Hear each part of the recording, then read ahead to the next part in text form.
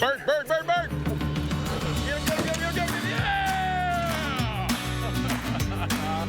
Ron Babe was right. Ron Babe was right.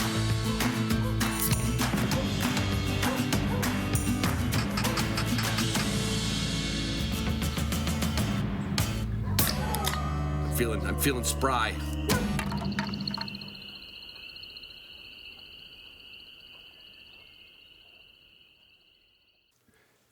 Hey everybody, it's Ron Bain with the Hunting Dog Podcast. It is Saturday, the 20th of March. Yep, the 20th of March, and I'm letting this go on a Saturday. Isn't that amazing? I told you it was going to be very inconsistent this month. One of the reasons I'm getting this one out is it's very specific to conservation. I've had Ben Jones come back on, and we kind of did a look in the rearview mirror and a look out the front windshield of the Rough Grouse Society, what happened last year through COVID, what directions they've changed, what progress they've made. For you RGS and grouse hunters, or you want to be grouse hunters someday, pay attention. We have a lot of work to do, but it's getting done. I don't know if turning the corner is the right word, but we can see the corner. We really can, and we don't want to ignore the corner. No more than I want to ignore my Patreon patrons. They are my biggest sponsor, my oldest sponsor. And I can't thank you guys enough, and you girls enough. Always thank the girls first. I'm old school, women first. But anyway, the Zoom room, we've touched on that before. We get a nice attendance every other Thursday. We do a Zoom room. All Patreon people are invited to go. I know it's hard to do. I know some of you even ask me, can I record them? And you know, I actually have recorded a couple Zoom rooms, and I listened back to them, and it would be aggravating to listen to as a podcast because, you know, sometimes somebody's wife or kids are jumping on their microphone when they run through the room, and then we have to figure out who to mute. And it's kind of comical. It's one of them things you got to see in person to understand how kind of confusing it is. And, you know, I don't run it like, you know, even though Roof runs the door sometimes for me, we don't run everybody on mute. And it just doesn't come up. So try to make a Zoom room. And one of the things I'm going to tell you, you know, I'm pushing our new project, Justin McGrail and I, our 15-month filming project is come to fruition. It's almost ready for sale, but the website's been updated, uplandinstitute.com, and you can see some of the trailers that match up to the courses. Previously, you could just see a little commercial we did, and now we've got the courses, the prices, and accompanying video to go with that. So check that out. There you go. That's something you can do in the meantime. And I will tell you that anybody who does sign up for this ought to be a patron, because there will be extra content for Patreon patrons. There will be more access. Now, we will have access, but you'll have more access if you're one of them. And then, of course, if you're a patron, you can get my title sponsor, Pike Gear. You can always get you can always dip your beak, you know what I mean? Wet the beak a little bit. You can do better than the average listener if you want some Pike Gear. That is technical clothing for the upland hunter. They've still got some new stuff coming out. I keep checking with Brent every week. He's like, yeah, next week I'll have you come on. You'll try on the new pants. And I'm like, come on, hurry up. They're almost there. And you'll hear me ranting and raving about that. But right now, you got their gloves, you got the hat, you got the vest, you got the Tongass line, you got the Kiowa. You got plenty of stuff to pick from, but there's new stuff coming down to Pike. Gunner Kennels, same way. Can't tell you what it is. You know, 6 months ago, I was hinting toward the food crate. I've got a trip planned coming down to Tennessee soon, and we are going to have a great podcast with Addison and the folks down at Gunner Kennel, what they're doing, where they're going, what we're going to see next. But whatever it is, it's going to be built like a damn tank. It's going to be guaranteed for life. They don't make something that they have to worry about you sending back to them. The only thing that would ever happen with any of their products is if something failed, a hinge, a button, a bolt, hey, it's replaced. They'll send it to you. Or if there's a problem with the box, guess what? Guaranteed. Yeah. It's kind of like Purina Pro Plan. I had an email a while back, and I couldn't answer it for this fella. And the neat relationship I have with Purina, like I do almost all my sponsors, well, actually not almost all my sponsors, all of my sponsors, is I send an email, I copy that, forward it to my contacts, and boom, I get an answer. And this was not it's not worth going into the details, but Purina, I don't know if you can guarantee food, but it's as close as you can come to guaranteeing your dog's health and fitness and everything else it needs for the hunting season, off-season, training season, snowshoe season. Doesn't matter. Year-round. Feed the same food. And that's a little tip. I don't change foods. I don't change ingredient. I don't change percentage of fat versus protein. I just feed a little bit less when they're not working and a little bit more when they are working. Just like humans. Yeah, right? And just like humans who take supplements, boy, I am segueing my ass off here. Just like humans who take supplements, Wilderness Athlete came up with Canine Athlete. So they have supplements for your dog. New Dog, Hydrate and Recover, probiotics. They're taking care of that little minutia. Those little things, like if you're that person who likes to, please don't ever drink a Monster Energy drink. I know some of you do. In fact, I've seen you do it because I saw you at White Lake Hunting Lodge. I've seen you at Rough Grouse Camp together. I've seen all that. But that being said, if you want something for your body, look at the Wilderness Athlete products. If you want something for your dog, look at the Canine Athlete's products. They have everything you need, just like Onyx Map has everything you need. There is nothing. I don't think there's anything you can do. I don't think they have an app for like fencing or jousting or anything, but they have got more layers than a birthday cake. From burn layers to bike layers to boat launches to hiking trails to off-road. Onyx Off-Road is a whole nother system.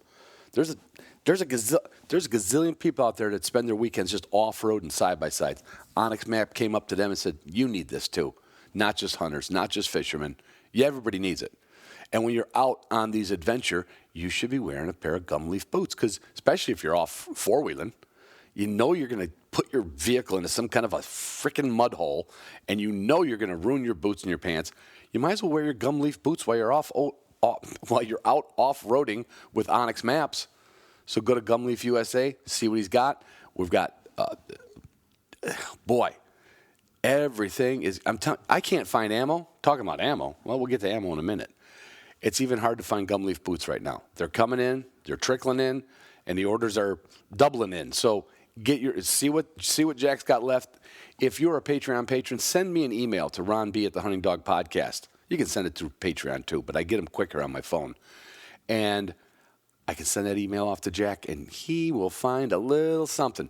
Just like Brent will find a little something with Pike Gear. Oh, yeah, he'll find a little something for you. Garmin, I can't help you. I can't find a little something for you with Garmin, but I can tell you it is the best dog training equipment made on the planet. I go out on a limb and say probably in this universe, the 9 planets that I'm aware of in the sun, guaranteed you are not going to find a better training collar, tracking collar. I told you, I can never stop talking about it. My Instinct watch hooks up to all my gear. I know where my dogs are. I know what time it is right now. I'm at 74 beats per minute, and let me click on that. Blood pressure 129/50. Pretty damn good for a guy smoking a backwoods cigar and drinking a beer, isn't it? Not bad. CZ USA just sent me, I told you last week, these 2 beautiful Bob Whites with English stocks and double triggers, a 12 and a 20.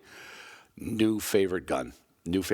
I have not shot the 12 gauge. I haven't even assembled the 12 gauge, but I did take a few test shots just to feel the kick. It's a field gun. If you're going to get into the world of skeet and trap and sporting clays, CZ's got every gun you could possibly need, from auto loaders to break opens, single, double triggers, rib, no ribs. And you can take even a Bob White, you can order a custom Bob White. You could bump the wood up another grade. You could have a different rib on it. You could have a little more engraving. People don't even realize that. You can do that with a CZ. If you'd have been in the Zoom room when Dan Holder was on, talked all about it, you wouldn't have missed out on that fact. So I thought I should share that with you. And I will share this with you. Adam from Backridge Ammunition, and that's the craft beer of non-tox ammo. He's concentrating on turkey right now. He has to. Components are like hen's teeth right now. Concentrating on turkey, and right after that, they're going to concentrate on the upland season, because we know it's going to be here.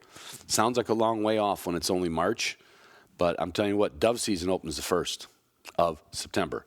So be there with Backridge. Well, that might be a little expensive. Yeah, you're probably not going to use Backridge for Dove. I will, because I'll just have them load me up some regular lead. But go to Backridge, check out their stuff, get ready when it comes out. I'm telling you, don't wait, because this is across the board with other ammunition companies that you know of and hear of. This stuff can't stay on the shelves. I went to go pick up these 2 guns from Port City Pistol over here in Muskegon, Michigan. And Mark answered the phone like 9 times while I was there filling out the federal paperwork. And he just answers the phone like this. Nope, maybe Monday. Hello? Nope, maybe Monday. That is what's going on with ammunition. So when you can find it, buy it and buy some Backridge for next hunting season. Walton's. Now, Walton's is not officially a sponsor until April 3rd. But that's okay. They sent me the sausage stuffer. They sent me the seasonings. My daughter Jessie and I are going to start doing some videos. And I'm just telling you, check out Walton's. Everything but the meats. Check out their spices. They got this really nice YouTube channel. It's called Meatgistics. Check out the Meatgistics in the time. In a couple weeks, I'll tell you a little bit more about Walton's. And I'll see what we can do for you. That and Shooting Sportsman. Shooting Sportsman magazine. That's right. We're going to have an ad in Shooting Sportsman magazine. We're going to partner up with them this year, coming this spring. And where I'm going to go to meet them for the first time. We've had Zoom calls with Terry and Ralph, the higher up echelons of the Shooting Sportsman magazine that's published in Maine. Well, we are all going down to the Side-by-Side Classic in Sanford, North Carolina. I'm gonna hobnob with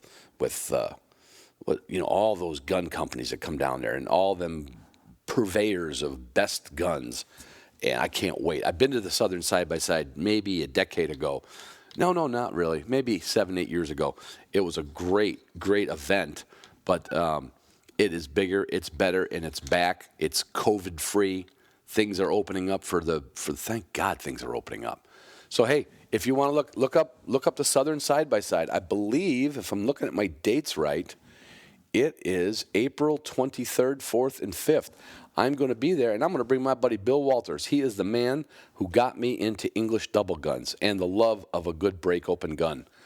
It's where my offshoot into drillings went. It's where my passion for CZ comes from. I love a great break-open gun. I love the feel of it, especially I'm a side-by-side guy. Sorry, I am. So there's a lot of stuff coming up this year, and I'm excited. And that was only... Well, that was 12 minutes, and plus the little intro you're going to hear. Sorry, it's what it is. Check out the uplandinstitute.com. There's some new videos up to show you the courses and the prices, and then hang on to your seat and get your checkbook out, because Rough Grouse Society is going to need your help too, just like everybody else. I love you guys. Love you girls. Talk to you soon. There we go. It wanted me to record into the cloud. Like I'd be able to access the cloud, Ben.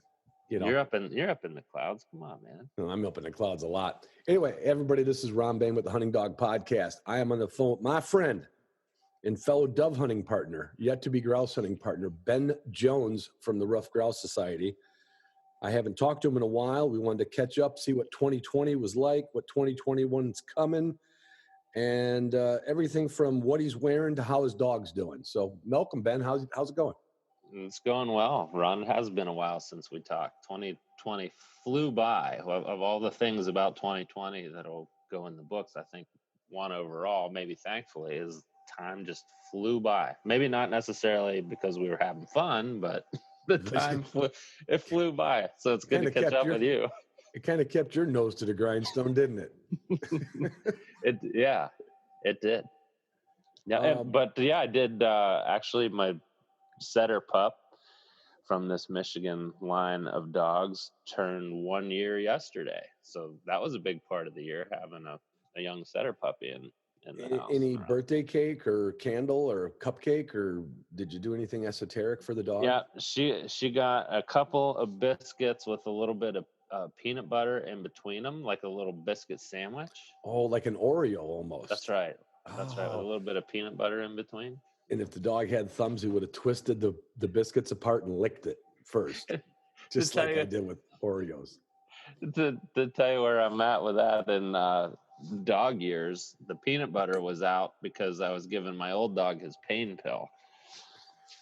So I just smeared a little bit between two biscuits for her birthday, and the 10-year-old got his pain pill because they were outside in the spring weather yesterday just carrying on, and he could barely move.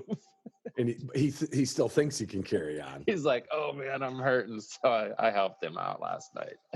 That's nice. That's nice. Well, give us a little upside downside of last year and stuff with RGS, Ben. All right. Well, you can steer me in this.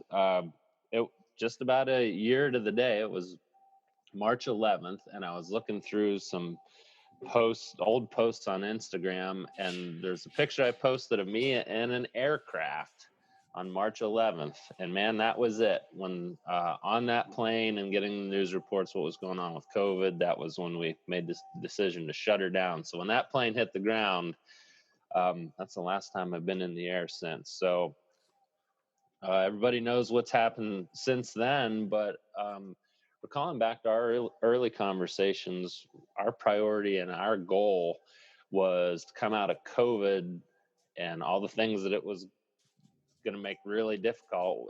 We wanted to come out of COVID better than we entered. Yeah. And so when I take that 30,000 foot view again, despite the bumps and the bruises and dusting off your pant legs, by God, we did it. And it was not without bumps and turns. Are you saying there was some turbulence though in that plane from that 30,000 view? My turbulence. But I think setting that goal from the start kept us from just hiding under your desk, that we had a goal that we're going to get better. So we stayed bold on some things. We knocked back costs and we identified opportunities. Okay, we're not going to be able to do events. We've wanted to get some other things going. Let's bring those things forward because nobody's planning events. So let's get some other stuff going. We're not traveling, so there's a reduced cost. How can we save some money and invest in other things? Yeah. So yeah, I think it was useful in those day-to-day decisions to say, hey, we're not just going to ride this thing out. We're going to come out of it better. And I think that was important for us. Well, and on top of that, when this thing all came down for everybody, you already had other plans for 2020, right? I mean, there was other initiatives that you were doing with positions and planning and right down to hiring in the office. Those things kind of had to take place in parallel, yet then you had this finger in the dike, one arm over there and and one arm over here signing the check, right? Yeah, that was it. We were ramping up for some changes in our business model going into the year.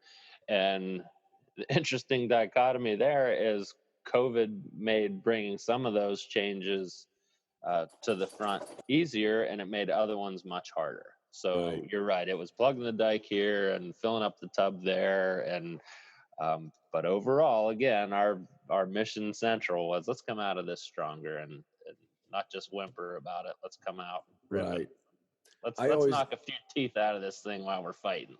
I always, whenever I've used this analogy before, and it's kind of appropriate to you. Do you remember the old movie Airplane with Leslie Nielsen? Oh yes. And then what was that other guy that was in the control tower? Lloyd Bridges, right? And when this is all going down, he says, "I picked a bad day to quit smoking. I picked a bad day to quit." And I'm thinking of Ben sitting at his desk going, "I picked a bad year to apply to RGS." Yeah. What was I thinking? What was I thinking? Oh man. Yeah, there's for me personally, there were a lot of parts of this that were reminiscent of the work I've done in the wildland fire world, where you're operating in a pretty high stress environment, but you have an end goal and you're working to get to that end goal, although it's pretty consistently high stress. So I feel like the work I did in the past in the wildland fire world actually was pretty helpful in all of this. And is that because it's like you're going in a direction you didn't see coming, or you knew what you had to do even though other people didn't think you should be starting fires? I'm doing that as a real Yeah, basic. no, both. I think the biggest thing in wildland fire is you have to be moving in a certain direction, but always prepared for things to change and change rapidly, Uh-huh. and sometimes change drastically. And you've got to be able to respond to that with that same end goal in mind. So I think the similarities are a lot of the unknowns. I mean, Yeah. when you're working a large fire, it can throw a lot of different curves at you. And that was really similar to 2020. We couldn't plan for a whole lot of things. Early on, it was like, well, are we going to be back on the road within 3 months Yeah. or 2 years? And that was the range we were working in. So we just Yeah. had to be really adaptable and Yeah, roll with right in the the middle punches. of it, that's where you started hearing you hear the same people who grouse about other things. Those same people said, "We're going to be wearing masks until 2025. I'm telling you right now." I'm like, I don't know if you're Didn't it? really that sure of that, Well, it felt like that sometimes. It did. Goodness. It did. A buddy of mine that Roof in Yeah. Chicago, his family is very, very COVID cautious. Now he's in a very densely populated neighborhood, and Yeah. it's a chunk of Chicago basically. It's a suburb, and him and I talk literally, if not 7 mornings a week, 6 mornings a week since March. He gets in his because he doesn't have an office to go to, kind of like you now, right? Yeah. So his commute is no longer part of it. So every morning when he gets in his truck, he just drives around. He calls it neighborhood watch, and we sit there and shoot the shit. And Yeah. he took it. He was like not one of those guys saying we're going to be wearing. He's like, this isn't going to be over. This isn't going to be over. I'm like, how about a little optimism here, Roof? Yeah. But he's in this neighborhood where like you can't get 6 feet away from people hardly, right? Yeah, sure. And it was so funny. My family, as soon as we could, we kind of got back to normal on a house front. But Yeah. then in the big picture, we had to act like everybody else. And Right. there's a lot of analogies there. Yeah, no doubt. Even going forward with the summer, we want to be able to jump on the opportunity to get back out, but that bar is still kind of moving too. If you remember back a couple months, yeah, in the spring we're going to be rocking. Now it's kind of July 4th, so we want to be able to pounce on the opportunity because everybody's dying to get out. I'm dying to get out, Right. and be able to offer different events and ways for people to get together, but still, I'm once bitten, twice shy. We've had enough cancellations over the past 12 months that Yeah. a little reluctant to start planning too many events. Although while we are starting to plan events, and we're doing it with assurances that even if things go south again, we're doing them outside, so they're going to be more resilient to some of those things. Different from we're all getting together indoors. Yeah. And Ben, I'm not up on chapter, a member, but I don't get involved with a particular chapter.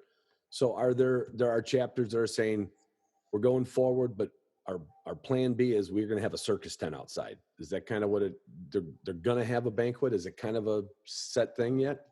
I know you don't get involved with every chapter, but we're doing a lot of that as plan A. And this has been one of those things. Okay, so there are all these uncertainties. Let's do some things that are a little more resilient or a little more bulletproof. That, okay, worst case scenario, nobody's allowed indoors again. Let's just plan something outside. And this is one of those things that we needed to change anyway, because we knew from surveys and hearing from our members that things like outdoor barbecues and pint nights and yeah, outdoor events, dog training days, our shoots are really popular. So people wanted to do that outside stuff anyway. We're coming on in the summer. They're more COVID proof than getting together in a banquet hall. So those are the kind of things we're encouraging chapters to go forward with. And the only sad part of it is the average age of an RGS member, they've probably already had their shots. I'm wondering about that membership wise, how many of our members have had their shots. We're starting to see it now in with staff, that some of our staff are getting vaccinated. So there definitely is an end in sight. Yeah. What for you personally, I mean, are you still in the office? I mean, in the home office? Is RGS everybody still, working from home and doing their job? Yeah, everybody's still working remotely. We have some people going into the headquarters office on staggered entries and getting the mail and taking care of things like that. But for me, I think a lot about the safety of everybody else, because at this point, my kids are in school. Yeah. They're doing in-person school 4 days a week. So if I'm just locked down here by myself, or we're all here as a family pod by ourselves, we've got some assurances that, yeah, man, we're clean. We haven't been anywhere. Yeah. With the kids going to school 4 days a week, I'm still erring on the side of caution. How about the new hires last year and an initiative Yes. with give us a little guts of that. How's things going? Yeah, that's one of those things when you look back, you say, man, we made a bunch of progress. So even with all the challenges of COVID, in May, we hired a forest conservation director specifically for the Southern Appalachian region, Nick B. Miller. And this is the first time that RGS has had a position committed regionally to the Southern Appalachians. That's a really important region for us. Of course, there's a really rich bird hunting, grouse hunting culture there, but it's also at the forefront of places where we've got to get habitat work done if we're going to make sure that those birds persist in the mountains of North Georgia and Western North Carolina, Eastern Tennessee, Southwestern Virginia. So Nick B. Miller came on in May. And so in his first 9 months or so, he's getting all the ducks lined up in a row. And this is how our new model works, is he's working agreements with the Forest Service, because in that country, national forests are so important. It's huge chunks of ground. And so at this point, Nick has around $2 million in grant applications in. So he's getting the grants in, he's getting the agreements with the Forest Service to be able to fund this work. And already he's hired his first forest technician, forest wildlife specialist, who's working on private lands through one of those grants. So Charles Fairs is now working with Nick, delivering forest management programs to private landowners in Western North Carolina. So this is that idea of this program build out, where we started with Nick. He's the forest conservation director. He applies for, gets funds, working with the Forest Service and other sources. Now he's hired his first person to help him out. So that means business is good. Yeah. For Nick. And John Steigerwald has continued working up in the Great Lakes states. Something significant for John, he just was able to pull down a $1.9 million grant from Lessard Sam's Outdoor Heritage Fund. And this is interesting, Ron. It's part of what's called the Moose Collaborative. Moose. Right. It's As moose. in the big moose. Yeah, Okay. those. Bullwinkle. Okay, it's not an acronym for mini, over the top. So No, okay, it's no, not an acronym. This is the story of the moose and the grouse. Okay. And you and I have talked about this a lot, that rough grouse are this bellwether, but there are all these other different wildlife, many of which we hunt, that depend on the same types of forest management. So here's an example of that, where the Rough Grouse Society is heading up the Moose Collaborative, because it's a lot of that same forest management, forest restoration work that benefits rough grouse and moose and lots of songbirds and whitetails and all that stuff. Right. So that was a big grant score. Over the next several years, we'll have $1.9 million or so to spend in Minnesota. And so are we saying that if we could just have more moose, we'd have more grouse? Is that what it comes to, Ben? You know, there are a lot of parallels between the moose and the grouse. That need for young forest habitat, different ages of forest mixed up on a landscape, a lot of similarities. Some of their sensitivities to climate change. So Same thing, huh? there are a lot of things that go hand in hand, not just in the upper Great Lakes, but also in the Northeast. So jumping over there, I think he's got 4 or 5 weeks under his belt now. We brought on Todd Waldron, and Todd is a guy with 20 plus years of experience working in forest management with a wildlife focus. He's worked on investment properties. And if listeners want to check it out, they can go read about Todd on our blog off of the RGS website. So glad to have Todd on board. He brings a wealth of forest management knowledge. He's actually, I saw something just recently that he's got an update of all the forest management opportunities in the Northeast, but you can check that out on our website as well. So I got to We're say getting people in place. it's refreshing, and you know me, I can't ever keep things on a completely somber note, right? Yeah. But since I've been with RGS and talked to you for a few years, Mhm. and I always hear the warbler, right? The warbler. I'm sorry, it doesn't resonate. Now you connect it to moose. I think we're going to get a whole nother demographic here. I connected. Nothing wrong with the warbler. I'm not anti-warbler. Yeah. I'm warbler curious. But Yeah. moose, come on, that's mega. That's charismatic megafauna there. That's what I'm talking about. Right. Yep. I mean, if you had a billboard and it said donate to save the warbler, I'm thinking some people are gonna. But if you had a big billboard that says save the moose, you're gonna get more donations. Yeah. Yeah. Yeah. Well, whatever we need to generate interest and awareness in the forest management work that needs done. And Ron, how many times? Who are you working with? Oh, the Rough Grouse Society. People that in my home state of Pennsylvania, it's the state bird. People don't know what a ruffed grouse is.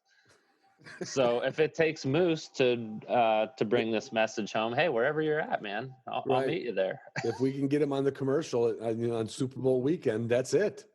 Yeah. I said this before with whitetails.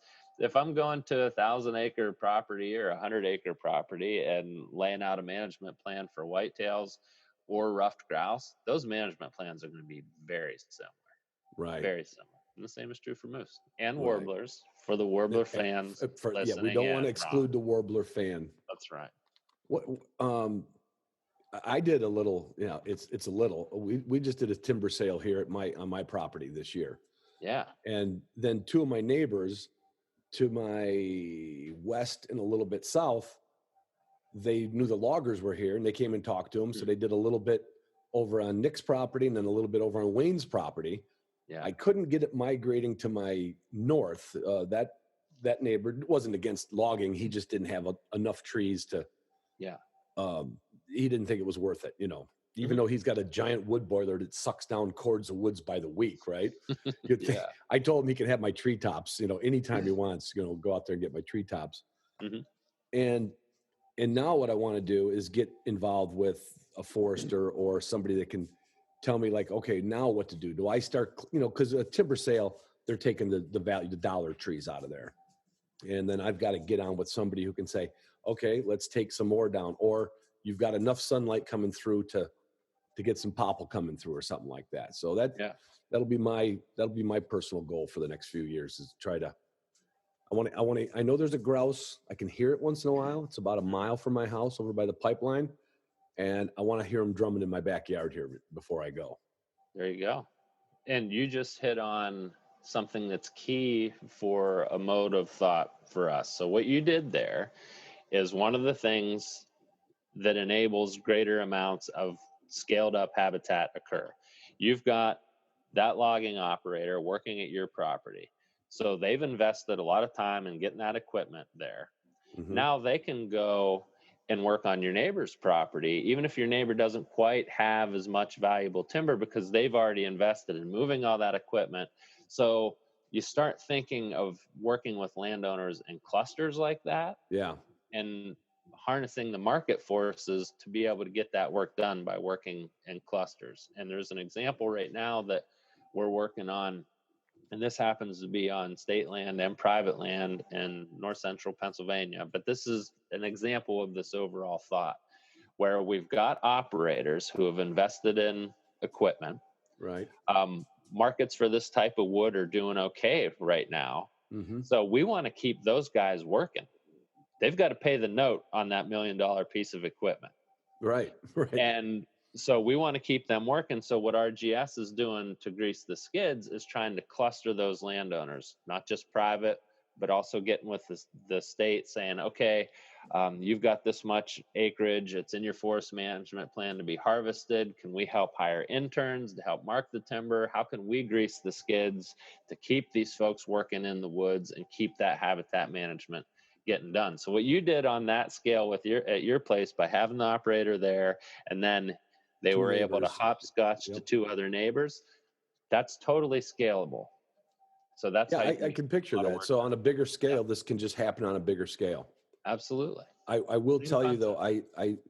I did profit from it personally because Wayne and Nick did not have, the size of a log skidder and the I don't want to call it the damage, but the way it tears up and makes its own trails through the woods. Mhm. They didn't have a way to get the logs out in a log truck on their road. So they asked me, in fact, he had to put down, when you talk about the expense, they Mhm. had to come in with these giant wooden, what would you call them? Pads, bolted Essentially together. temporary bridges. Yeah. Yeah, like a temporary bridge because we had a gas pipeline. Yeah. He had to get a hold of the gas. So once that was across there, that gave him access to the back of my property, and then it gave him access to Wayne and Nick's property. But then they had to ask me, Ron, is it okay if we haul the logs out through your property? And I did gain 3 cases of beer from that. So There it is. I mean, I almost felt guilty. I should have just said, of course. And I said, there will be a toll. And the toll was some beer. But with that opportunity, everybody benefited Everybody from it. did. The operator was able to get to the wood. Your neighbor was able to get the work done. You got something you were interested in. And here's another example that I'm going to hopefully go look at later this week. Had a landowner with about 100 acres contact me. So you always just have to be thinking of these opportunities, not just that 100 acres, but what else lies beyond it. Mm-hmm. Well, I know that this landowner butts right up to a huge chunk of state forest that the forest has difficulty accessing. So when I go meet with this landowner this week, I'm going to say exactly the same thing. Hey, we might be able to get better market prices for you if your land is access to that state land Sure. where the state can put up a sale. And so then they're sharing that mobilization cost. Mm-hmm. But so this is the mode of thought we need to be in, is always thinking strategically and identifying those opportunities. Not, I have a sidebars, blinders on. You can see me, Ronnie. I'm putting my blinders on. You got me in video. And saying, here's 100 acres. Take the blinders off and say, what's that 100 acres of potential portal to? Yeah. And then you can scale up. So yeah, you saw all those things happening with on a little mini scale. Yeah, 2 neighbors right. like, hey, I didn't know you were logging, and I then didn't know you drank so much. Now, where I made the mistake was I should not have let the logger actually bring the beer from their property to mine, because I don't know what happened to it. Okay, Yeah, I got a feeling that somehow went on his truck, but I was okay with that. Sounds like a great project. It was fun. Yeah, and we even got, my wife when I built this place, I was so excited to come from the city into this, I guess it would be a second, third, or fourth gross oak forest, right? Yeah. My wife says, she goes, there isn't a good looking tree on this property. Well, not to her, it wasn't, but to me, it was a lot of density, right? Yeah. But then, fast forward 30 years owning this property, it wasn't, I told you before, the grouse used to hit our front window.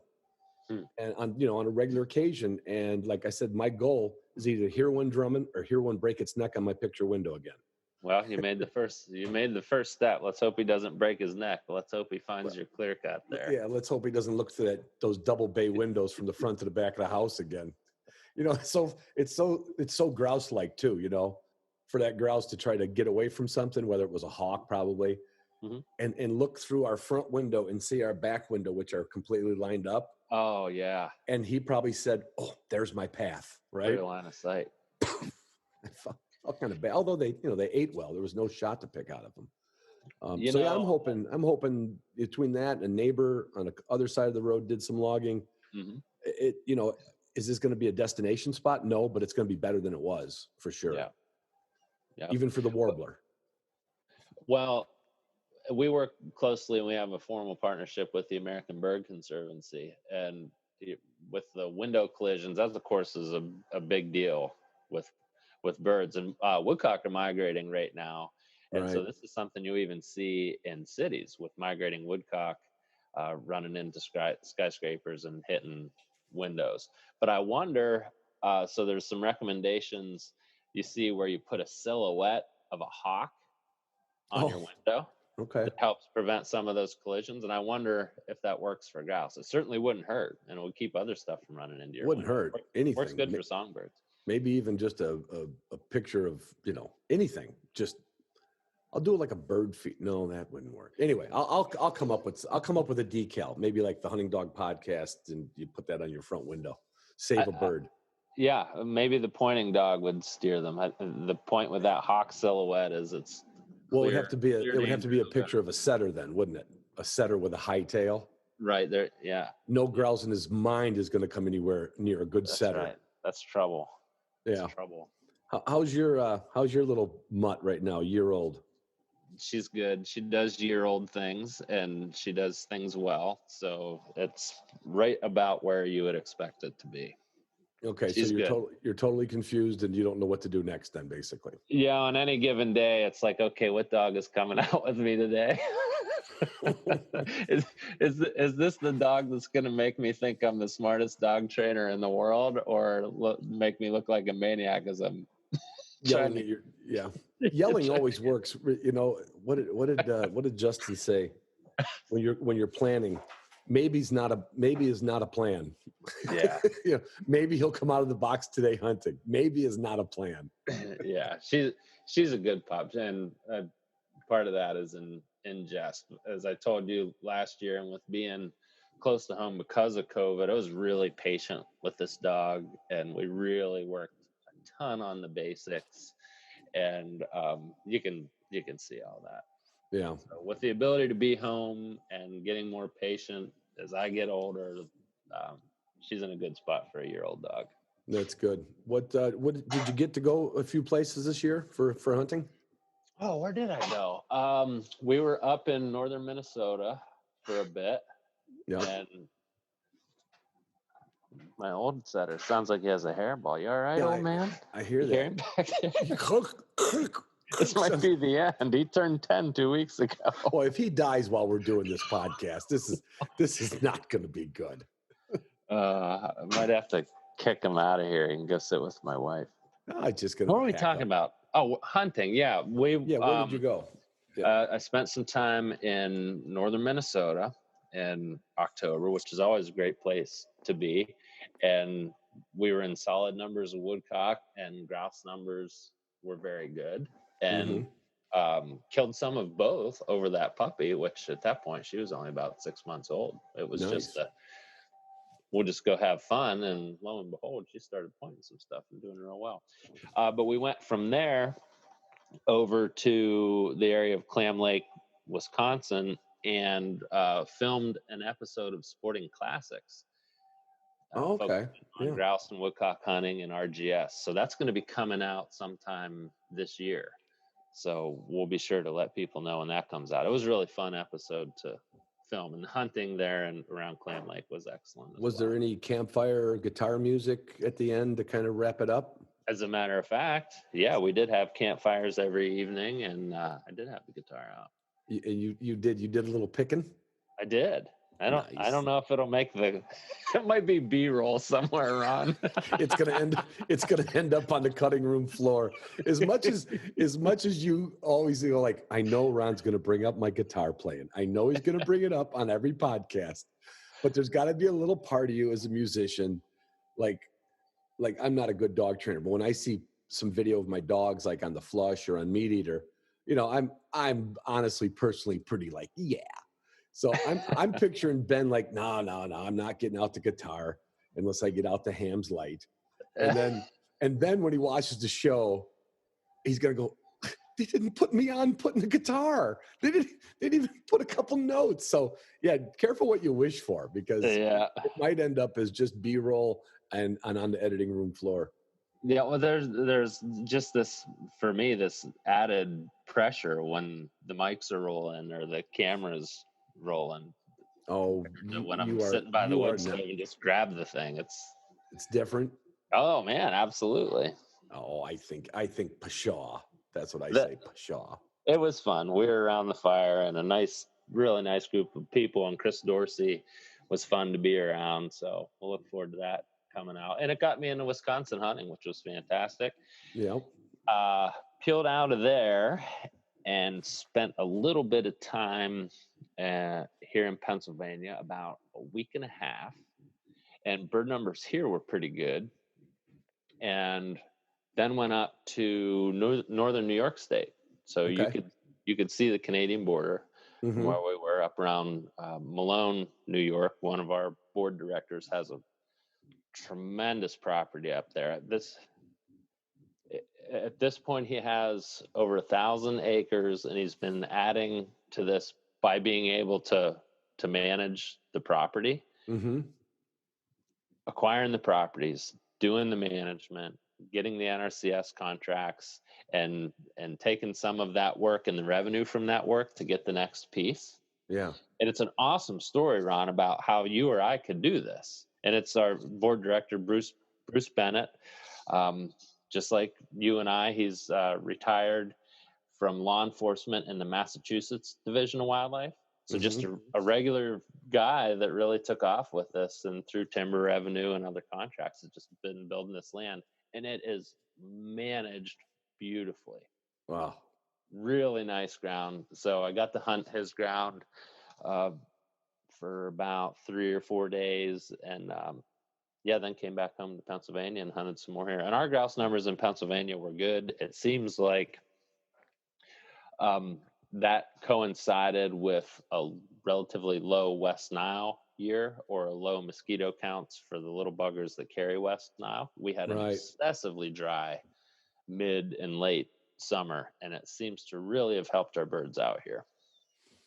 We should touch on that, because I've had Lisa on before, and you and I have talked about, in fact, I contacted her, I don't know, probably in December, and she kind of said, well, let me wait till the numbers are in and everything, and maybe this spring I'll get her back on, because but is there a little teaser of that, where that sits with research in West Nile?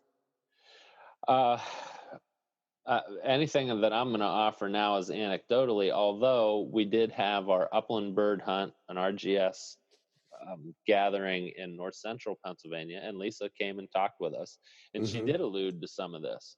And it was really exciting there, because people were seeing bird numbers like they hadn't seen for several years at that hunt. And so then to have those days, and then to see Lisa present and say, what you're seeing is a testament to, if the birds get a little break from West Nile and you have good habitat, you really see the response. Yeah. And so she said, here in north central Pennsylvania, the areas you all are hunting have really good habitat. Add just 1 year's break from West Nile, and the response can occur. Wow. So it's she's still talking about that same message, that the way to battle West Nile and the impacts is to make sure you've got good habitat. Well, that's always the case, right? I want to go back to your buddy up north. It sounds like, I would never leave that place. Here's a guy with 1,000 acres, and it's not like a millionaire guy. It's not like a guy that's just writing checks to buy property in Montana. He's like, hey, I can manage this piece of property. I got funding to do this piece of property. It almost just becomes a self-fulfilling habitat project that it pays for itself. And, I don't know why I wasn't invited. I can't explain that. Maybe next year. But next year, this year, next year? Oh yeah, that would be this year now. So have you ever hunted New York or New England? Yeah, I went up to just a little bit beyond Lake Placid.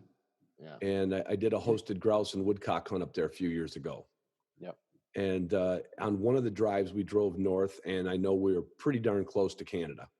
Yeah. And there was some good spots. They weren't great. We had a little bit of private, mostly forest lands where they had access. You had to go through the not forest lands, timber company, timber property. Oh yeah. And my only takeaway from that was, I was surprised where we found woodcock, and I was like, when I saw a grouse, I was like, oh yeah, it makes sense. But I was seeing woodcock in these areas. I'm like, wait a minute, woodcock are always on. I always think of woodcock coming from Michigan. They're at 600 feet of elevation. The whole damn lower peninsula, right, is about 600 feet. Yep. And here we're up in some pretty rocky country and some pretty high country, and woodcock are coming out of the trees. It was a little bit of a shock for me, but yeah, I like that country. It's a little bit slightly more challenging to walk, nothing crazy.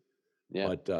But my surprise was the woodcock. I always just thought they kind of stayed, on the low ground, only low ground. And they were up on high ground in wetter areas, but they were there. Yeah. I was hearing a lot about that. Was the story of this fall, was in many areas the lack of woodcock. And I think for the 3 or 4 days that we were there in upstate New York, we didn't move a single woodcock. Wow. So there was a lot of back and forth about that, of things being off kilter with woodcock. And this is an area that they had been in before. Oh my gosh. Yeah. I mean, Yeah, this isn't like numbers. It's not like the guy said, I can't figure out why we don't have woodcock. It's more like, I don't see why we're not seeing a woodcock. Where did they go? It's like they all got tickets.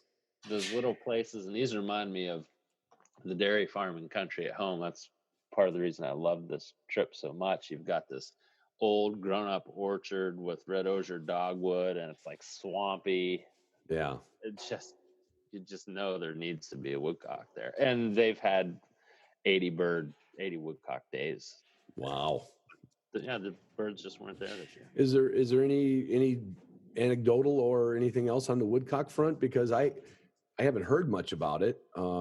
I thought there was less woodcock where I hunted, but then other people, you always get that report. Oh, we did great, man. We blah, blah, blah, blah, blah, blah, blah, and no problem.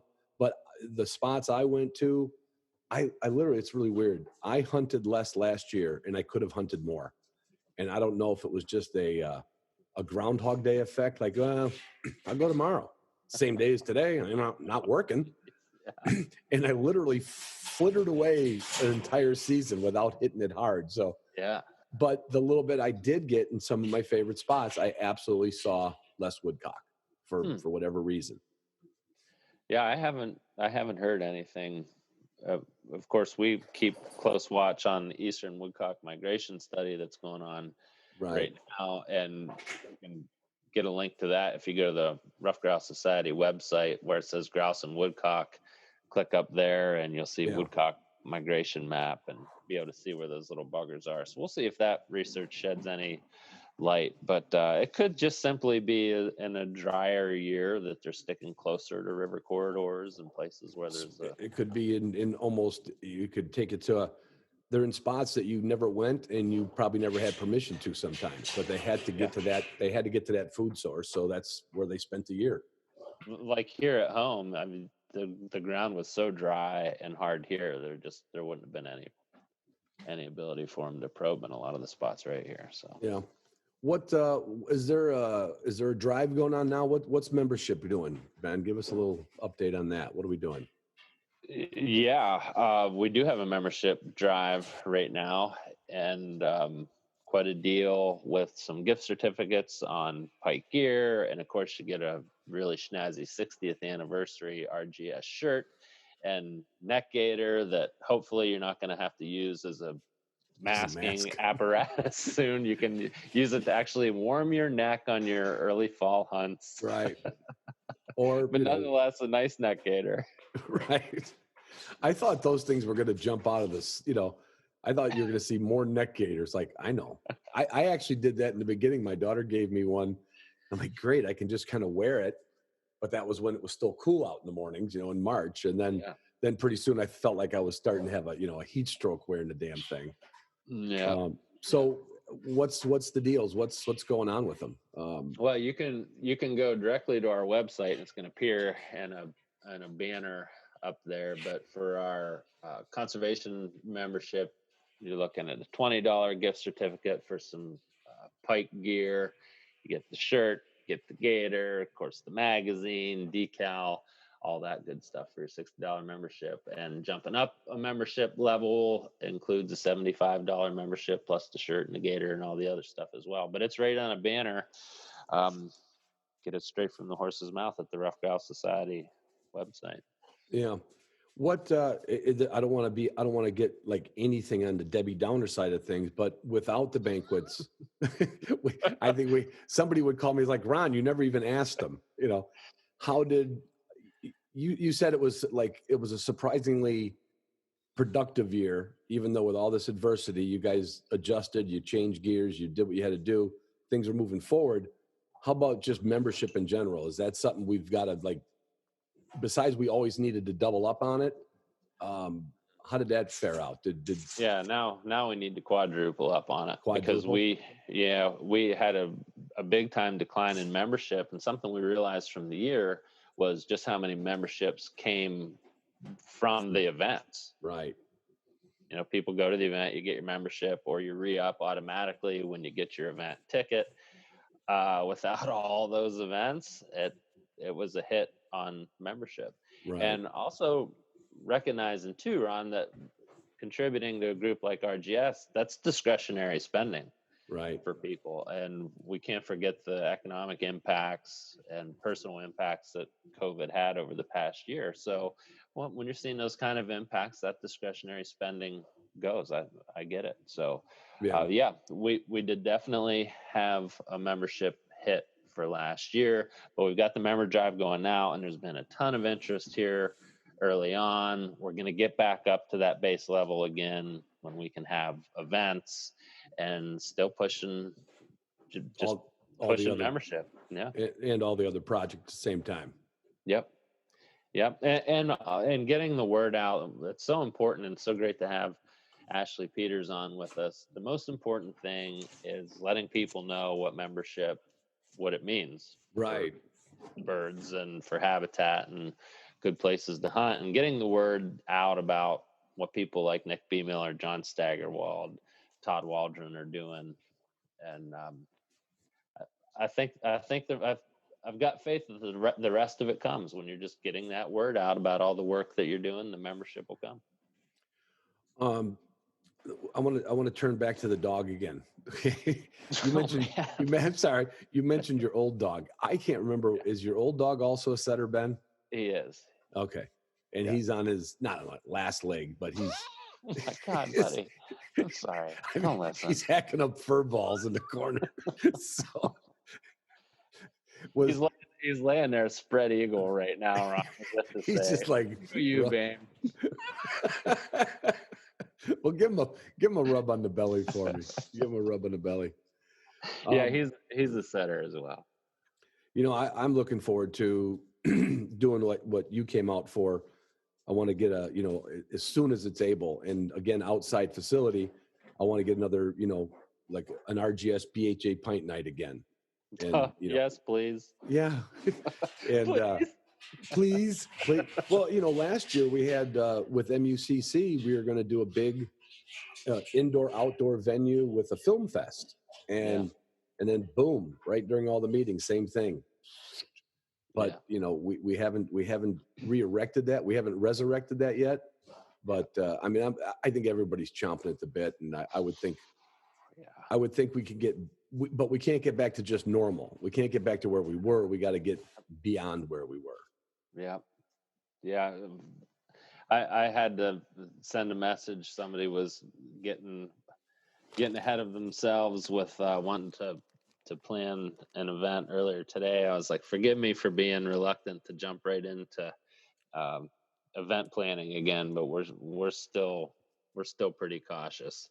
Yeah. But somewhere here in the next 6 or 8 months, I'm confident it's going to blow wide open. And I didn't realize this, but here, talk about it now, that the Roaring 20s was somewhat a result of the flu pandemic of the Spanish flu.